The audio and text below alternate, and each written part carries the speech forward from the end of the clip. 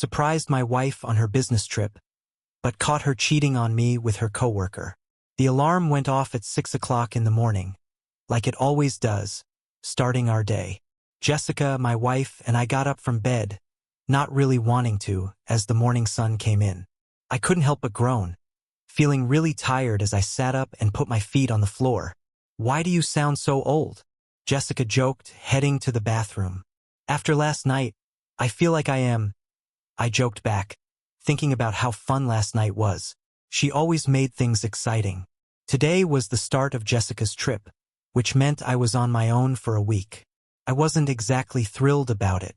As I heard the shower running, I thought about joining her but decided not to. I was still feeling the effects of last night and needed a bit more time to myself. Jessica came back into the bedroom full of energy, making my slow pace seem even slower. "Get up, lazy bones. It's time to get moving. We have bills to pay," she said, giving me a playful push.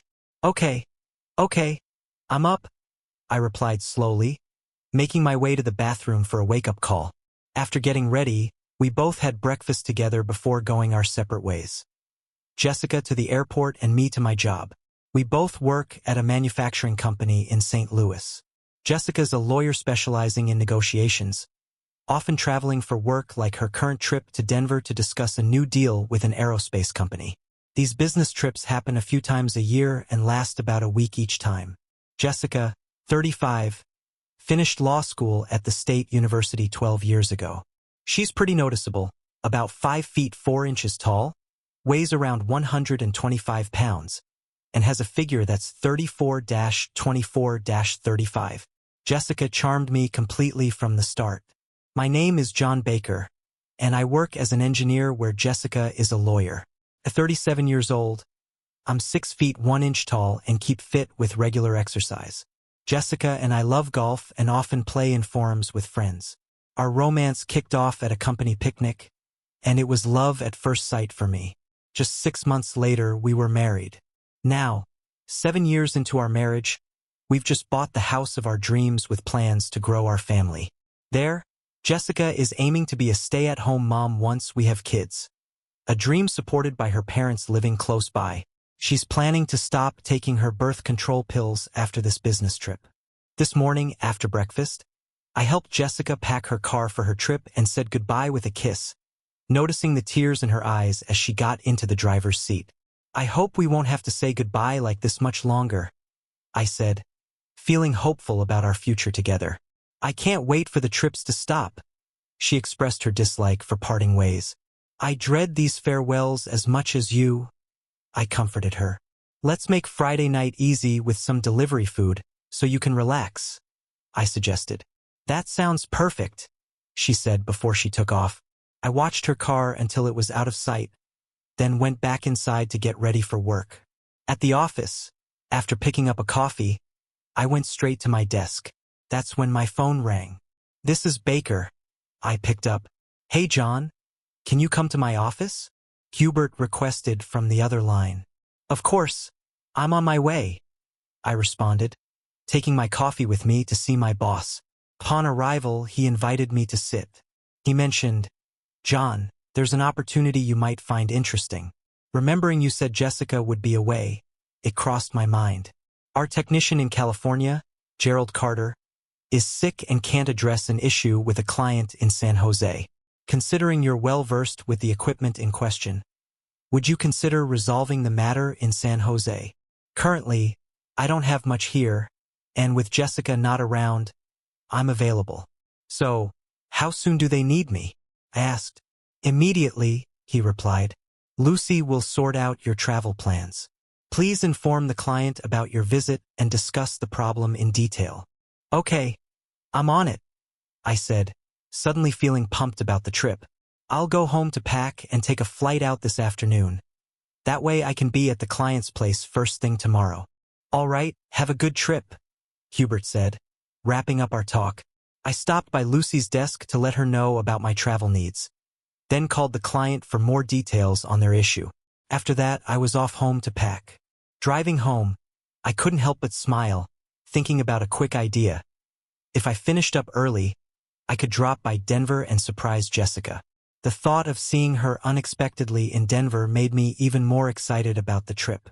Waiting at the airport for my flight, I tried to reach Jessica on her cell but got no response.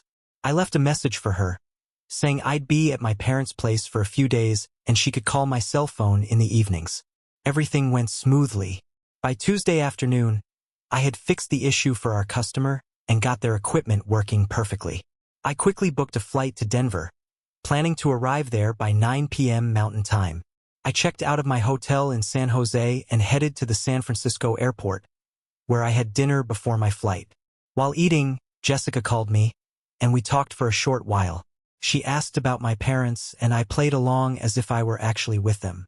Jessica said the negotiations were moving forward but mentioned she was really tired and planned to just relax in her hotel room that evening. After we said we loved each other, we hung up.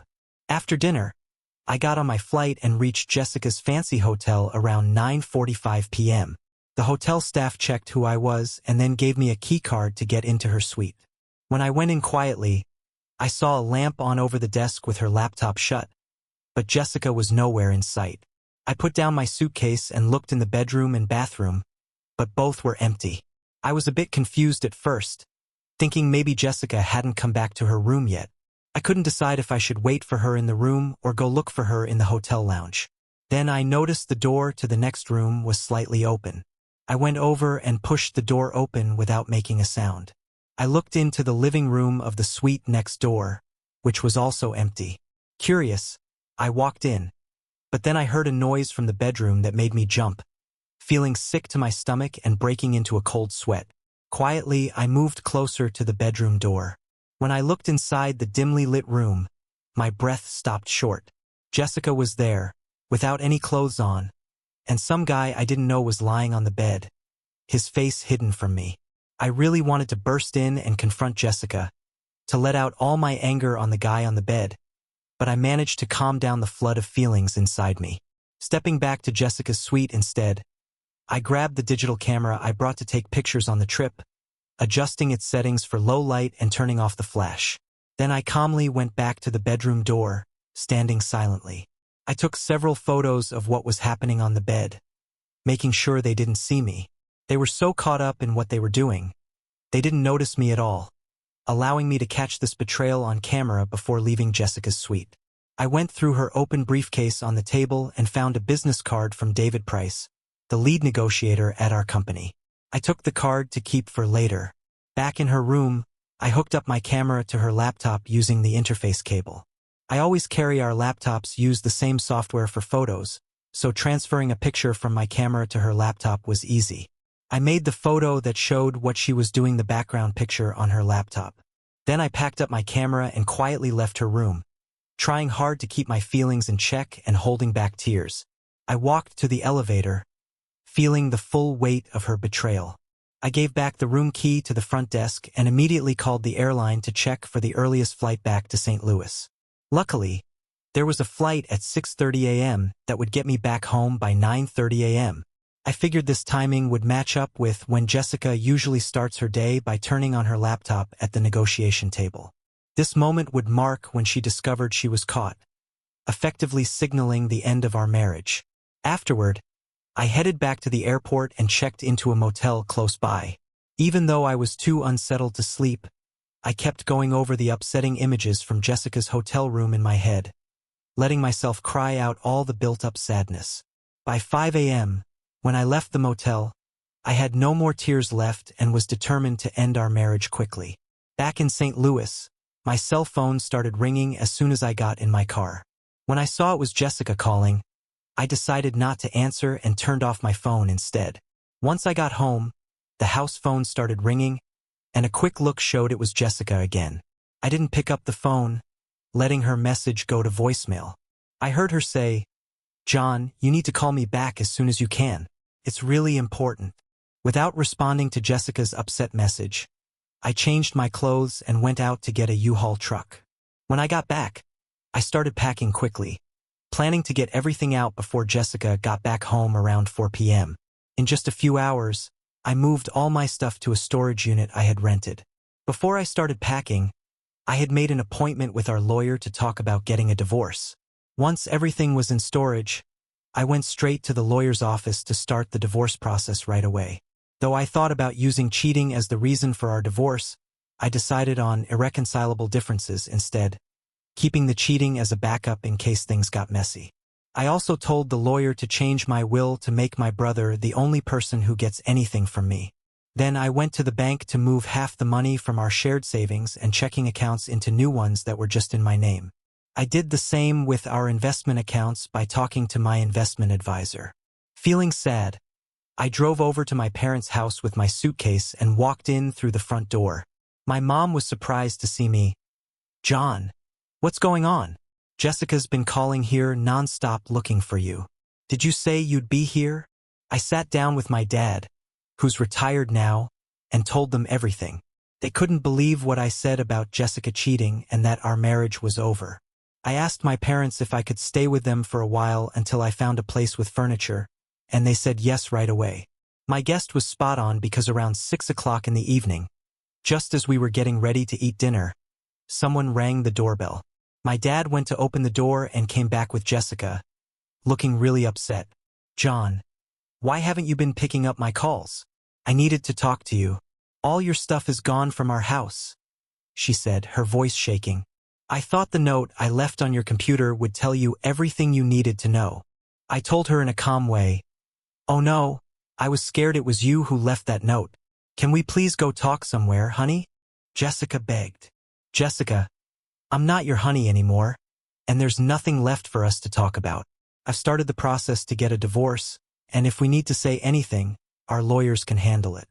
Seeing what you did in Denver has completely destroyed any feelings I had for you, and I'd appreciate it if you left so I can enjoy my dinner," I said without hesitation. "Please, John, let's not end things without a proper conversation," she begged with desperation. "What excuse could you possibly have for cheating? It wasn't self-defense, that's for sure, especially after what I saw and have proof of." I shot back, standing my ground.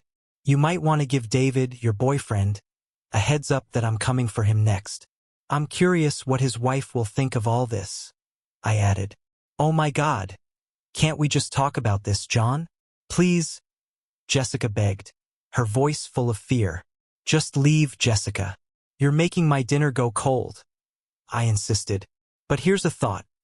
Why don't you take your time and write me a detailed letter explaining why you thought it was okay to break our marriage vows? I'm certain a lawyer as clever as you could come up with a convincing argument that it was all my fault, claiming you still have a lot of love and respect for me." With tears in her eyes, Jessica turned to leave but then paused and looked back at me. "Please, John, reconsider ending our marriage without us having a real discussion," she said. "Goodbye, Jessica," I stated firmly after she had gone, tears streaming down her face. My parents sat in silence, shocked by our conversation. "John, that was quite harsh," my mom pointed out. "Mom, would you like to see the pictures I have of her with another man? That's the real harsh reality," I responded sharply. "She's shown me complete disrespect, and I can't accept that. I can't ever trust her again. Do you really want me to have children with someone like that?" "I get it, son," my dad finally said after a moment. "But maybe after things settle down, you might start to see things a bit differently." "I don't think so, Dad. Can we change the subject and just finish dinner?" I asked, eager to move on from the topic. "Sure, son," my dad responded, though somewhat reluctantly. Jessica's story, leaving home. That Monday morning, I felt a mix of sadness for leaving John and excitement for our future plans to start a family. We had been patient, making sure we were ready both financially and in our careers for this next step. Now it seemed like everything was aligning perfectly. The flight to Denver was smooth, and I found myself sitting next to David Price, our chief negotiator. We talked briefly about work and then shifted to more personal conversations about our families. David knew about my intention to leave my job once I got pregnant, and he mentioned how much he'd miss working with me when I became a stay-at-home mom. David, at 48 and married for 20 years with teenagers, had been my partner in negotiations well before I got married. We knew each other well and worked smoothly together. The rest of our team sat behind us, caught up in their discussions. When we got to the hotel in Denver, we found out our rooms were next to each other, a setup intended for discussing work late into the night. But about a decade ago, our relationship changed, and we started seeing our time together as a way to unwind from the stresses of work. We told ourselves it wasn't really cheating, as it helped us work better. Occasionally, we even joked about it. After being married to John for a few years, I started feeling guilty about my secret meetings with David, so we stopped. But then, during a really tough negotiation, David suggested we start up again to help ease the stress. I hesitantly agreed and found myself pulled back into the affair. The thrill and the danger of it somehow made things more exciting at home with John, which made me feel less guilty. On this trip, David and I didn't meet up the first night because I was too tired.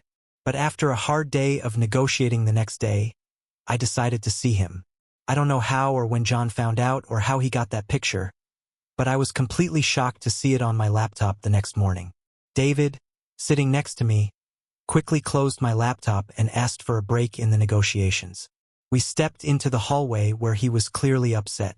"Why is there a picture like that on your laptop?" he asked. "I don't know, David. That wasn't there last time I used it," I answered, still in shock. "Let's take another look," he said. We opened the laptop again and looked at the image together. "Oh no, that's you," he said, pointing at the screen. "How could that be?" I was confused. "I'm not sure, but that's definitely you, and the person under you looks like it could be me, even though you can't see my face. Did you leave your laptop somewhere where someone could have taken that picture?" "No, it was with me the whole trip, and only in my room or yours." "I can't imagine how someone got in to take a photo," I replied. "The door was shut, so I thought it was locked. You've got to go back to the hotel and see if they let anyone into your room last night. I'll stay here and take care of things. Try getting in touch with John to see where he was last night." "It's impossible it was him," I said. "I talked to him while he was at his parents'." "Did you call his parents' landline?" "No, he told me to use his cell phone." "That's worrisome. He could have been anywhere when you called. Hit me upon my cell phone if you find out anything and try to sort this mess out.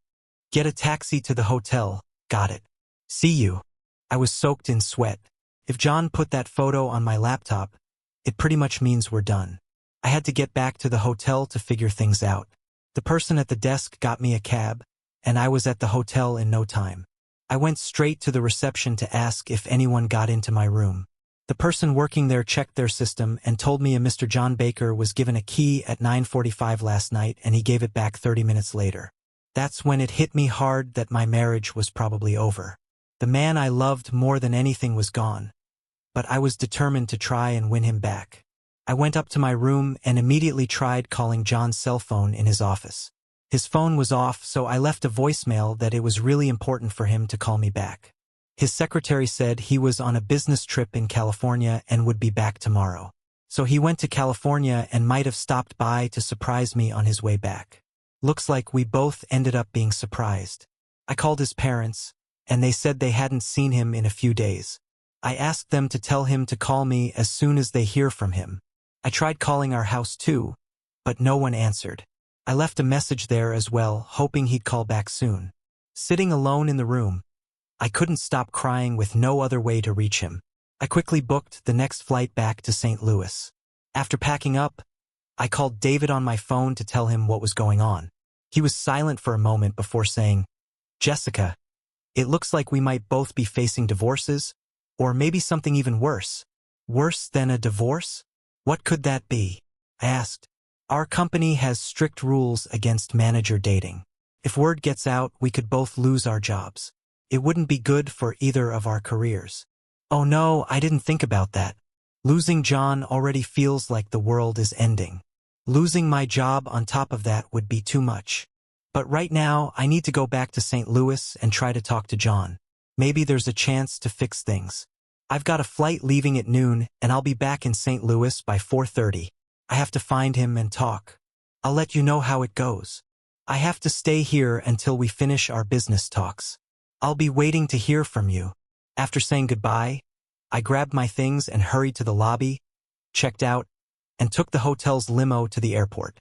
On the flight back to St. Louis, all I could do was hope that I could get John to talk to me. I wanted to make it clear that what happened was just physical and didn't mean anything emotionally. I hoped he would be able to see my cheating as just a one-time thing without feelings attached. When I got back home, everything looked normal at first. But when I went into our bedroom and saw his clothes and stuff were gone, I realized he knew and had left me. I needed to find him. After trying to call him many times and not getting through, I decided to go to his parents' place to see if I could find him or get any information from them. Seeing him at his parents' house was really tough. He was so cold and distant. It made me feel sick. He told me straight up he was going to divorce me and didn't care at all about what I had to say. Nothing would change his mind. When he told me to write a letter explaining my side, it just felt like he was twisting the knife. I had to leave and go cry in my car. The future we planned together was falling apart. We wouldn't have the family we wanted, grow old together, or enjoy grandchildren. In the middle of feeling so low, I also worried selfishly that I might be too old to have kids by the time I found someone new. Eventually, I found the energy to start the car and head back to what felt like an empty house. Overwhelmed by a deep feeling of loss and not knowing what comes next. John goes on with his story after a restless night, haunted by images of Jessica and David together. I got up early and went downstairs at my parents' place to make some coffee. Feeling down, I grabbed my laptop and camera, ready to go through the photos on the camera. I was obsessed with finding David in those photos. As I looked through the pictures, I couldn't make out David's face clearly, but I kept looking and finally noticed something on his right arm as he reached out to Jessica. When I zoomed in, I saw what I was looking for: a tattoo. Zooming in more, I saw a heart tattoo with J8 written inside it. Janie 8, David's wife's name.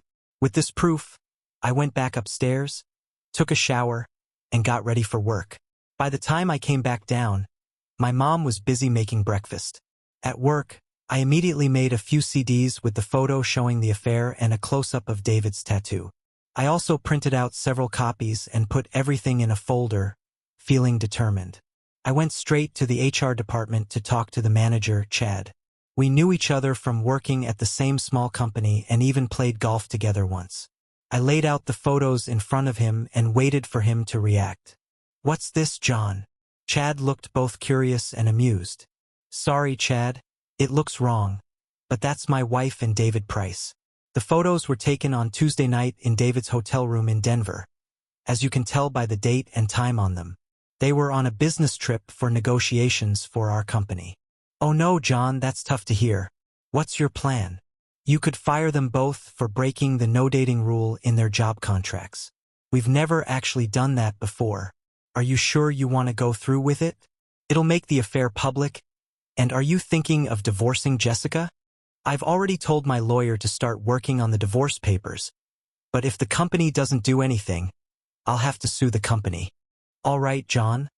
I'll talk to our legal team and get things started." Then I went to tell my boss, Hubert, about what was going on in my personal life. He was really surprised and worried when he heard about my wife and David Price. I asked for the rest of the week off as vacation, and he agreed without hesitation. Before we said goodbye, he praised me for my work on the California trip. He told me the customer was really happy with how quickly I solved their problem and got their production line running again. He also mentioned the possibility of me taking over the California area because the current engineer is retiring for health reasons. I said I'd think about it and let him know my decision next week. When I was leaving Hubert's office, his secretary, Lucy, stopped me. "John, your wife came by looking for you. She said she'd come back later." "Lucy, I don't want to see my wife at all. Please tell her that if she comes back." "Oh, John, I'm so sorry. I didn't know there was a problem there." "There's a big problem, Lucy. We're getting a divorce. She and David Price have been cheating." I figured everyone at work would know by lunchtime since Lucy loves to chat. When I got back to my desk, I called David's wife, Janet. We've seen each other at work events, but telling her about our partners was going to be tough. "Janet, it's John Baker. How are you?" "I'm okay, John. David said you might call but didn't say why." "Janet, we need to talk. Is now a good time?" "Sure, John. I have to go to the hairdresser at 1. But I'm free now. You know where I live, right?" "Yes, I do. I'll be there in 15 minutes. When I got to the prices, I was nervous about what I had to do. I couldn't let David get off easy and leave Jessica to deal with everything. Hi, John. Come in. Do you want some coffee? I just made it, Janet said, welcoming me and pointing to the living room. Sure thing, Janet. Just plain black, please. After a short while, she came back with a coffee and sat down across from me. So, what's up? I thought about breaking it to her gently but decided to just be direct. I need to tell you something tough, Janet. I saw your husband and my wife together in Denver. I'm divorcing Jessica and getting them fired from their jobs. I hate being the one to break this news, but it's going public soon, and I wanted to give you a heads up. I have photos if you want proof. I watched her closely for a reaction, but she didn't show much emotion. John, I've had suspicions about David's behavior on his business trips for a while now, though I hoped they weren't true. David has always been a loving husband and dad, and I didn't want to think about the possibility. But I realized that sooner or later, their affair would come out into the open. I guess this is it. I'm really sorry for what you're dealing with in your marriage and for my own side, too. I feel bad for what might happen to David. He's at an age where finding another job with the same pay could be tough. Now I've got to figure out what to do next. Would you like a copy of the pictures I have? Yes, please leave them. I'll find the courage to look at them, Janet replied quietly. I'm truly sorry, Janet. I couldn't ignore this. Jessica and I were close to starting a family, but I can't see a future with someone I can't trust or respect. The mother of our kids needs both of those things. I get it, John. Thanks for being straight with me. I'd rather hear it from you first, and I want to say again how sorry I am about what's happening with Jessica. I'm sure she feels awful too, and David will when he finds out. I know about their affair. I just wish it was a one-time thing. It would be easier to forgive. But I think it's been happening for years, and that's hard to take. Now that it's out there, I've got my pride, and I need to keep my head up. Janet, if there's anything I can do to help, just let me know. I said genuinely as I got ready to leave and head back to my parents' place. Epilogue. It's been 6 months since I started the divorce process. This morning, I got the final paper officially ending my marriage to Jessica. I hadn't talked to her or seen her since the day she came to my parents' place. My lawyer handled everything in the divorce deal. I gave up the house, which had a big mortgage along with all the furniture and stuff I bought on credit, just to cut ties with her completely. I also got my name taken off the mortgage, so she was on the hook for all the payments. Without my steady income, she had to sell the house and took a big hit financially. At first, she tried to fight the divorce, but I gave her an ultimatum. Sign the papers in 48 hours, or I'd change the reason for the divorce to cheating and put the pictures of her and David online. Under the pressure, she agreed within the time limit, and that's why I'm a free man now. It seems like she realized she didn't want me that much after all. Even though Jessica lost her job because of what happened, she's a smart lawyer and managed to land a new job within a month. It might not pay as much or have the same perks as her old one, but I've heard she's getting by and has even started dating again. Good luck to her new boyfriend, whoever he is. I can't help but wonder if she's told him about our divorce and why it happened. Maybe I should tell him myself. Divorced, David was left struggling financially. Even though he got fired, he found a new job, but his new salary makes it hard for him to keep up with alimony and child support. As for me, I've settled in Santa Maria, California, a peaceful coastal town halfway between the Bay Area and Los Angeles. This place lets me easily get to both the northern and southern parts of the state. I moved here about 4 months ago and now live in an apartment building full of singles and young couples, many of whom are saving money to buy a house. The cost of housing here is high, making it expensive to get into the market. I've also found companionship with a woman who lives in the same building. Like me, she's been through a divorce, but we've found comfort and compatibility with each other. We're taking things slow, seeing if there's a future for us together. Since I travel a lot for work, trust is really important in any relationship, especially if we think about having kids someday. The ticking of biological clocks reminds me that time doesn't wait for anyone, so I'm thinking about making a move sooner rather than later.